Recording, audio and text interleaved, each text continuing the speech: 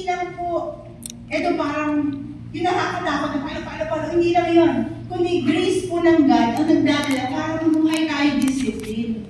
Sabi po sa Titus 2:11-12, sabi, "For the grace of God has appeared that offers salvation to all people." Sabi, it teaches us to say no to ungodliness and worldly passions, to live self-controlled, upright, and godly lives in this present age. So, kasi po, meron akong time ng Christian life ko na parang takot na takot ako kumilos kasi baka isang kilos ko, galit na sa akin si Lord. Ewan ko ba? Parang ganun, conscious ako kumilos.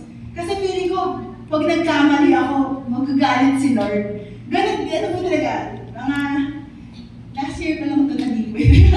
Parang bang ganun. Kasi may mga friends ko ako sa church na, bakit sila ang care? Parang, ang loose nila, pero ang ganda na relationship nila sa Lord. Bakit ako? Parang bang, ang dali kong i-condemn ang sarili ko, ang dali kong ano naman yan, ang mali lang naman mga ganun. Parang bang, na-realize ko, hindi ko kasi tinatanggap yung biyaya.